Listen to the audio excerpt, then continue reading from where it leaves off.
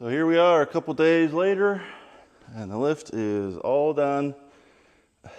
There's a little bit more, quite a bit more involved than they ever tell you in instructions. The instructions for Bendpak are written by somebody obviously went to college, but doesn't really have a whole lot of brains when it comes to just sticking to a flow plan in their instructions and getting it done to the end. So yeah, the instructions were pretty crap. But here we are, we're done. We got hydraulic fluid in yesterday. My dad was here helping with the wiring, and we wired it up straight to its own dedicated circuit breaker in the box. I already had it up on the lift and kind of, I guess, call it proofing the cables. I let it sag there all night just to make sure there's no hydraulic leaks. You know, the cables stretch in a little good before I do the final leveling adjustments, because there's like an adjuster on each cable to bring each side up. But yeah, put it on.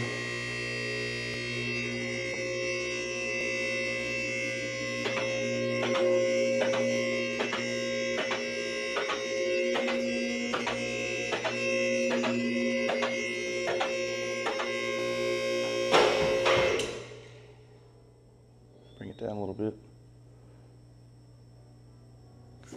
There we are, we're on the locks.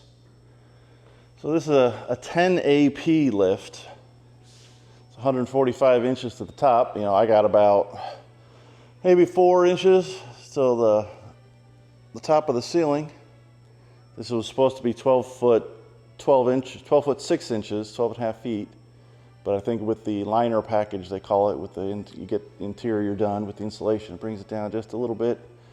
But it's about perfect. I don't want it any taller than that because I could barely get my head over the top of the bar to see where all the cables and everything were running over there. So we put an emergency off switch on it, and it couldn't be any nicer. So, but here is the underside of the 85 anyway. It's been a while since I even got under here. You know, I have a, starting at the back, I'll just work my way to the front. It's just Flowmaster 2.5 inch stainless pipes, or tailpipes anyway.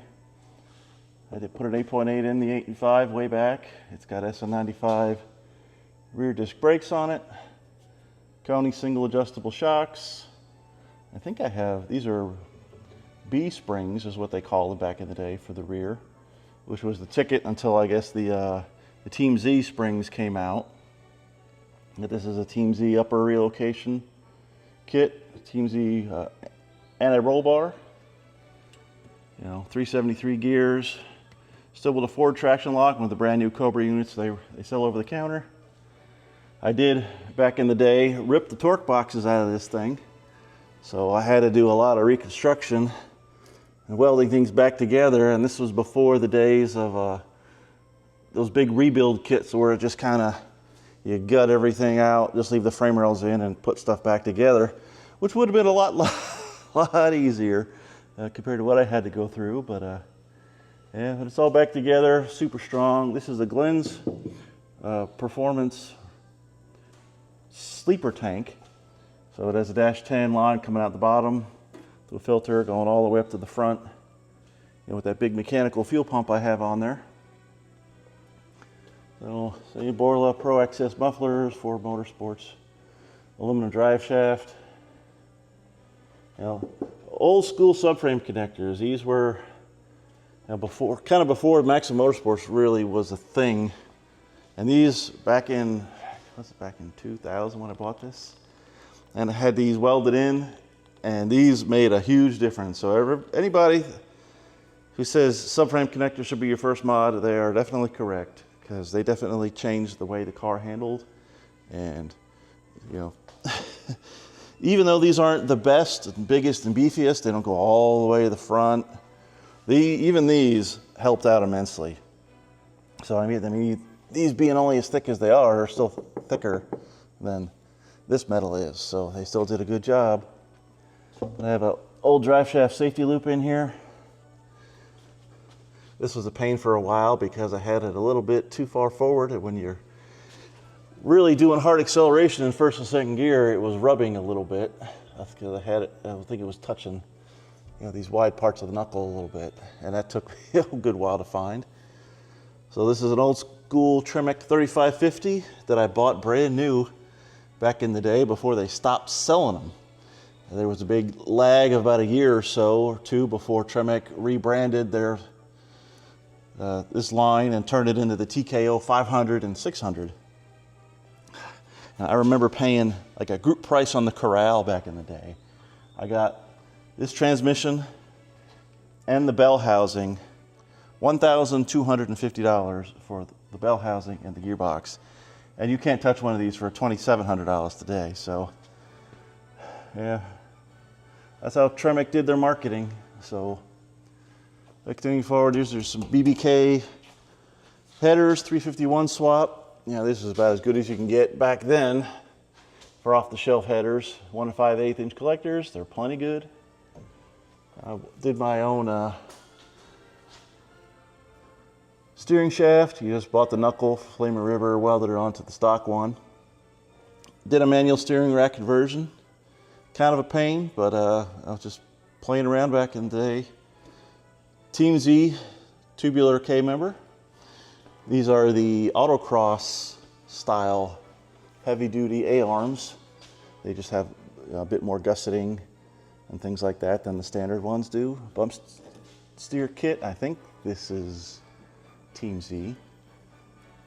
Still stock sway bar. Shorter end links, so the sway bar doesn't come in and rub near the front of the oil pan. There's the bottom of the 408. You know, strange coilover kit. I think it was Team Z springs. Those were pack springs before they got their own ones. You know, SN95 front spindles, 13-inch calipers and rotors from a 0304 Mach 1. You know, solid motor mounts, you know, for Maximum Motorsports. You know, big Fluidine, or this is a Fluidine radiator. You know, Mark 8 electric fan with a DCC controller. Who even knows if you can see any stuff down here, but yeah. So yeah, there's the little rundown of the car. Yeah, I forgot I even took the red dot out and made it black. So I expected my buddy to come by here in a little bit, get together, go to lunch. Haven't seen him in about a year and a half. So, but anyway, there's the underside low down of the 85 and of the lift. What else you guys want to see? Here, I couldn't resist pulling the Mach 1 out of the bubble. If nothing else, all I wanted to do was drain the fuel tank of a several-year-old gas and put some fresh in it. So, already did that. Now I'm just leaving it uncovered. I'll cover it back up tomorrow. Change out the damp rid packets. They're already getting plenty of moisture in them already. So, I got keys.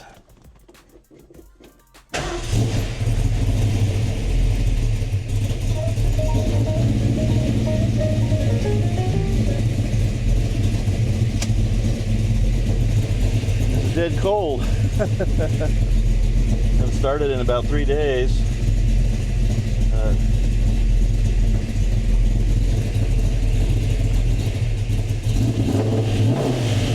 Does like the fresh gas. So me giving it a couple pumps there.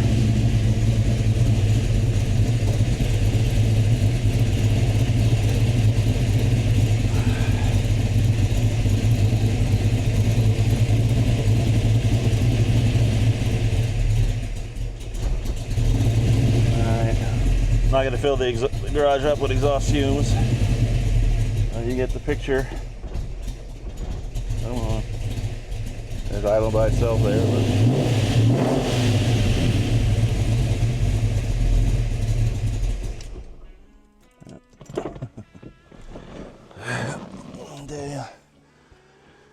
Back to driving this thing around. I don't know if I've ever really gone into it, but this is a, I fully rebuilt this engine all by myself. 30 thou over, just some regular hypertectic pistons in it, flat tops, 4-barrel Cleveland heads that I ported out myself. Really good valve job, really good springs, good Ferrea competition valves. I reworked the distributor on my distributing machine. It's a Blue Thunder intake. There's a custom solid flat tappet Flowtech induction camshaft in here. I got tool steel EDM drilled lifters in this thing. There's a Pro Systems 950 carburetor on it. This is all original Ram Air equipment with the working flapper motors. And I had to modify an aftermarket base to drop it down about 5/8 of an inch because the Blue Thunder intake is taller, and it's just so it would all still fit underneath the hood. But there's no magic. This is still managed to find an original, because they used to have air conditioning in here. I got rid of all that. But this is original Cobra Jet or Boss 351 style power steering cooler. Those are really hard to find. Just kind of hidden here, a Crane PS91 coil from back in the day. Just a Petronics igniter. Old school MSD box down here. That's one of the old 6200s.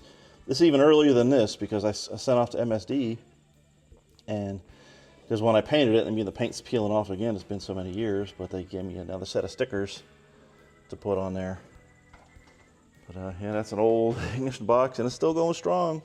A lot of people poo-poo on those things, but I've had at least a half a dozen over the years and never had one go bad. So I don't know if you guys are wiring something wrong or what, but yeah, had this car, man, I think I got this car in January of 1995. I think I bought it in 94, right before New Year's.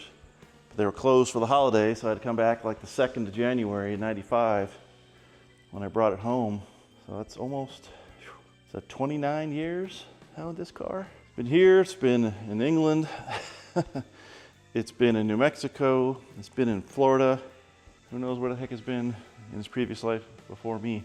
Anyways, tomorrow I'm gonna be shutting it down in here. I'm gonna be, putting everything in its place, putting covers on, put the car back in the bubble, putting the F-150 back over here, leaving the Fastback over there. Actually, there's 2 Fastbacks, so I'll call that the 69 over there for now. Probably put the 85 here in front of the trailer, put the F-100 here, put a couple more miles on the truck this afternoon. But we're shutting it down, and I'll give you a little video tomorrow before we close it up for another chapter of my trip back home. See you in a few. All right, guys, so this is the last little hurrah for me while I'm home. Cars are pretty much to bed, and I got one last task. Rip the glove again. On the 69, and right before I stuck the cover on it yesterday, let's just do it over in the corner for the moment, I wanted to check the antifreeze because this car has sat in Florida for the last at least 10 years. And I'm really glad I did. I popped the cap, took a look inside, and I didn't see any color of consequence, looking for green or anything. And it was still full of just pure water as far as I can tell. I drained it out. Just had a light rusty color to it, but it wasn't, there was no antifreeze in there. Because, the winters here can be pretty rough, and I didn't want it to freeze, so I ran up the road, grabbed a gallon of concentrated antifreeze, drained it out, put some fresh in. I don't have any running water here, so I had the last little bit, a case of bottled water, only the finest, to top it up. And I just want to start it, bring up the temperature, get all that antifreeze into the motor, and that'll be good enough to let it sit here for a while. So we'll try to do a real cold start here. This is the way we used to hot wire it back in the old days.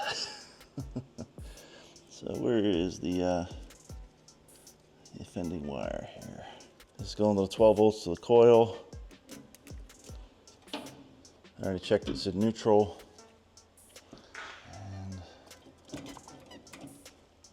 I turned the idle down a lot, so it's probably not going to want to stay running by itself anymore.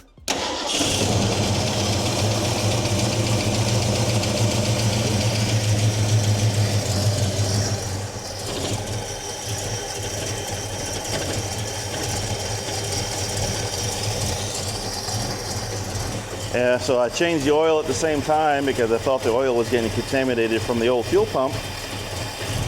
So rock out on a new fuel pump, just smashed it on there real quick.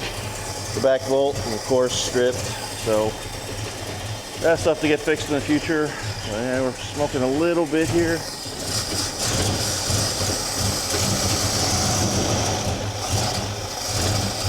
I gotta let the thing warm up, maybe even take it outside. Doesn't smoke up the garage here too bad.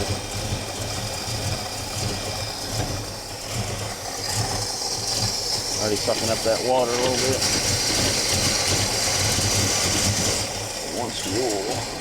All right, I'll bring you back in a minute once I get this sorted out. Yeah, she's still smoky, but it is not from the fuel pump. It is from the carburetor. So,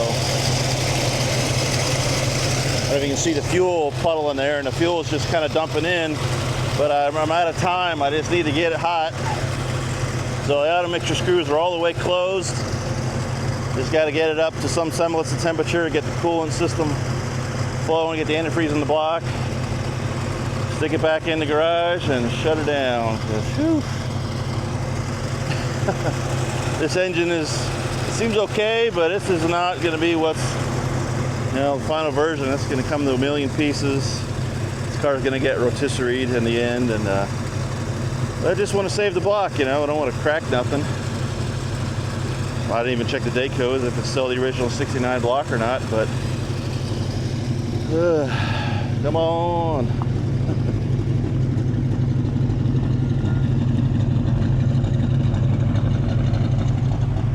But, all right, hopefully this doesn't take much longer. I don't even think we have any gauges at work.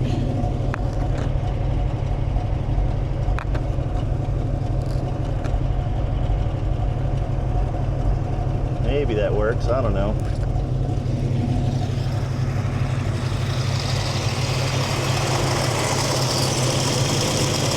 Okay, I got some heat here.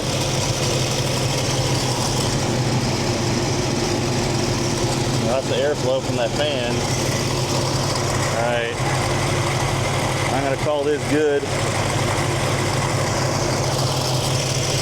Set her down, spark her up, try to vent it out and smoke a little bit, and then bring you guys back for one last little hurrah of the homestead here.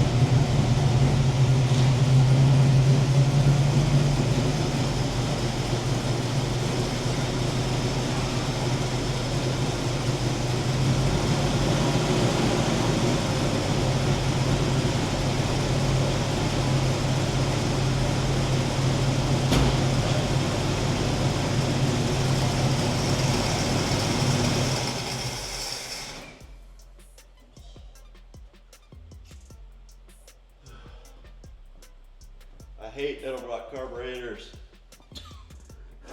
All right. You can see it steaming. It's all wet everywhere. I had the top of the carburetor off, the needles and seats looked fine. I don't know if it just needs a regulator or something to knock down the pressure from the pump. Either way, anyway, that thing's gone. Probably next time I'm home. And I'll have to get something to stab on there just so I can drive it, move it around, and it ain't doing this. This takes forever to clear out, and I gotta get going. So, yeah, what time is it? 40 minutes to 10. I gotta catch a flight, 3 o'clock. So, we're shutting it down. Thanks for sticking with me. But hey, not all is great in paradise. So I'll catch you guys soon in the next video. And thanks for sticking around. Bye-bye.